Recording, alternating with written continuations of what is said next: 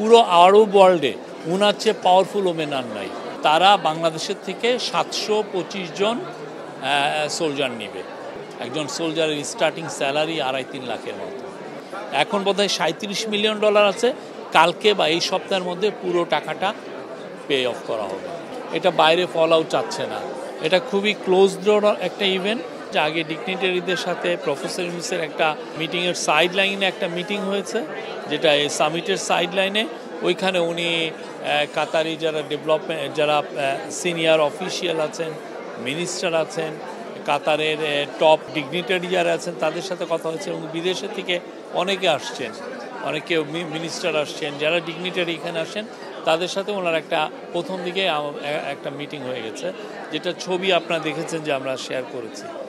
তারপরে 9টার পরে যেটা হয়েছে যে সামিটটা শুরু হয়েছে। সামিটে খুব ওপেনিং সেশনেই প্রফেসর ইউনূসের একটা বড় বক্তৃতা ছিল। উনি 20 মিনিট, 3 জন ওপেনিং সেশনে মূলত বক্তব্য করেছেন 4 জন। কাতারের একজন মিনিস্টার, কাতারের যে আমিরের বোন শাইখা হিন্দ বিনত হামাদ আল থানি, উনি খুব ইনফ্লুয়েন্সিয়াল। উনি কথা বলেছেন।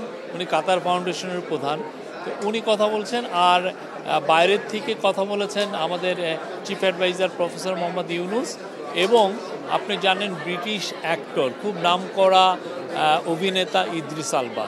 ইদ্রিস আলবার সবচেয়ে বড় জিনিস হচ্ছে ইদ্রিস আলবা কিন্তু বড় বড় ফিল্মে তো করেনও, অ্যাট দ্য সেম টাইম উনি কিন্তু আফ্রিকা ওয়াইড একটা চ্যারিটি করেন।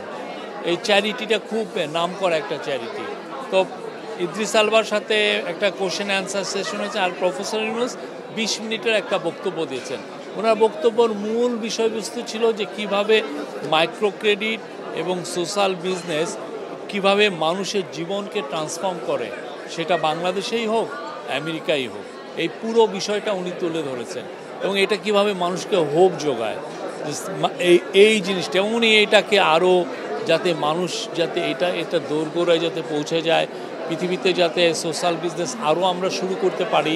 সোশ্যাল বিজনেসের মূল যে কনসেপ্ট, যে স্পেসিফিক একটা ইস্যু ধরে, একটা প্রবলেম ধরে, প্রবলেমকে সলভ করার জন্য একটা সোশ্যাল বিজনেস করে, এগুলো নিয়ে উনি 20 মিনিটের একটা, আমি বলি যে চমৎকার একটা ভাষণ দিয়েছেন। আমরা এটার ভাষণের কপি আপনাদের সাথে শেয়ার করবো। বাট এখানে যেটা হচ্ছে যে ওরা অত বেশি আমরা দেখলাম যে এটা বাইরে ফল আউট চাচ্ছে না। এটা খুবই ক্লোজ ডোর একটা ইভেন্ট। বাট প্রচুর বাইরে থেকে প্রচুর লোক আসছেন, আফ্রিকার অনেক লিডার আসছেন, অনেক মিনিস্টার আসছেন। আর এখন উনি জাস্ট ওপেনিং সেরিমনি শেষে উনি এখন ওনার সাথে উনি কল অন করছেন হচ্ছে কাতারের যে কুইন, হ্যাঁ, কুইনের কাতারের যে কিং শেখ তামিম আল হামাদ আল থানি, তার মা শেখ মৌজা, আপনি জানেন শাইখা মৌজার সাথে, এবং শাইখা মৌজার মেয়ে শাইখা হিন্দ, যিনি এইটা আর্টনা সামিটের মূল উদ্যোক্তা, ইনাদের সাথে একটা মিটিং হচ্ছে। এই মিটিংটার বাংলাদেশ এবং কাতারের মধ্যে সম্পর্ক আরও সুদৃঢ় করার জন্য এই মিটিংটা খুবই বড় একটা ভূমিকা পালন করবে। শাইখা মৌজা, আপনি জানেন কি না, পুরো আরব ওয়ার্ল্ডে ওনার চেয়ে পাওয়ারফুল ওমেন আর নাই। উনি খুবই পাওয়ারফুল ওমেন। উনি একক নেতৃত্বে এই কালচারে কাতারে বা পুরো আরব ওয়ার্ল্ডে যেই ধরনের কালচারাল এস্টাবলিশমেন্ট করেছেন, এটা অতুলনীয়। কাতারে যে দেখবেন যে ইসলামকে নিয়ে যে একটা বড় তারা মিউজিয়াম করেছে, তারপরে কাতারে আপনি দেখবেন যে বড় বড় আমেরিকান বড় বড় ইউনিভার্সিটির শাখাগুলো এসে কাতারে সেট আপ হয়েছে। এটার মূল উদ্যোক্তাদের মধ্যে হচ্ছেন শাইখা মৌজা। খুবই এনলাইটেন একজন মানুষ। পুরো আরব ওয়ার্ল্ড তাকে রিভিয়ার করে, খুব তাকে সম্মান করেন।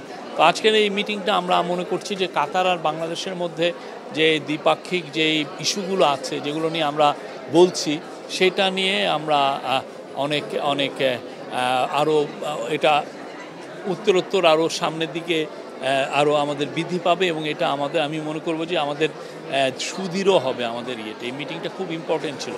আরেকটা সুখবর আপনাদেরকে দেই, সেটা হচ্ছে যে আপনারা জানেন বাংলাদেশের সোলজাররা কুয়েতে কিন্তু অনেক বছর ধরে তারা এসে ডিউটি করছেন, সেই গালফ ওয়ারের সময় থেকে। কাতার আমাদেরকে জানিয়েছে তারা বাংলাদেশের থেকে 725 জন সোলজার নিবে। এটা পার্মানেন্টলি প্রতি 3 বছর পর পর এই যে এরা একটা ব্যাচ আসবে 3 বছর, তারপরে আবার এবং আমরা চাচ্ছি যে এই নাম্বারটা যাতে আরও বেড়ে 1600 বা আরও বেশি করা যায়। এবং এটা আমাদেরকে জানিয়েছে আমাদের যে মিলিটারি সেক্রেটারি উনি বললেন, মিলিটারি সেক্রেটারি SSF-এর যিনি প্রধান এখানে, এনারা দুইজন আমাকে সকালে জানলেন। এটা আমাদের জন্য খুবই, কেননা এইখানে যে স্যালারিটা একজন সোলজারের স্টার্টিং স্যালারি 2.5-3 লাখের মতো। এটা 2 মাসের মধ্যে আমরা পাঠাতে পারবো আমরা আশা করছি। এবং সামনে আমরা আরও তো অনেকগুলো ইস্যু আছে। কাতারে আমরা আরও বেশি শ্রমিক পাঠাতে চাই। কাতারের সাথে আমাদের আজকে আরেকটা বড় মিটিং হচ্ছে, কাতারের এনার্জি মিনিস্টারের সাথে আমাদের একটা বড় মিটিং হবে। সেখানে চিফ অ্যাডভাইজার নেতৃত্ব দেবেন। সেখানে আমাদের যে energy adviser doctor Fouzul Kabir Khan উনি থাকবেন, আমাদের এনার্জি সেক্রেটারি আছেন। কাতার হচ্ছে পৃথিবীতে LNGর জন্য নাম্বার 1 কান্ট্রি। তো কাতারের থেকে আমরা যাতে LNGতে, কাতারের সাথে আমাদের অলরেডি একটা এগ্রিমেন্ট আছে, এটা লং টার্ম এগ্রিমেন্ট, কিন্তু আমরা চাচ্ছি আরও অনেক বেশি LNG আনতে।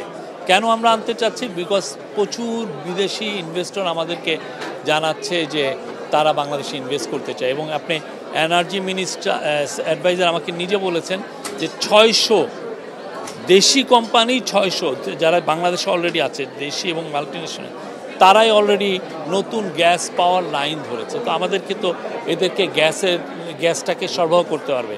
আর আমাদের নিজস্ব যেটা গ্যাস সেটা তো ডিপ্লিটিং, এটা কমে যাচ্ছে, যেটা আমরা ইয়ের থেকে পেতাম আমাদের অনশোর বা অফশোরের এক্সপ্লোরেশন করে। তো আমরা চাচ্ছি যে কাতারের সাথে আমাদের সম্পর্কটা আরও সুদৃঢ় হলে আমরা যদি LNG আরও বেটার প্রাইসে পাই, হোয়াই নট। আমরা এই বিষয়ে কাতারের সাথে আমাদের খুব ভালো হবে।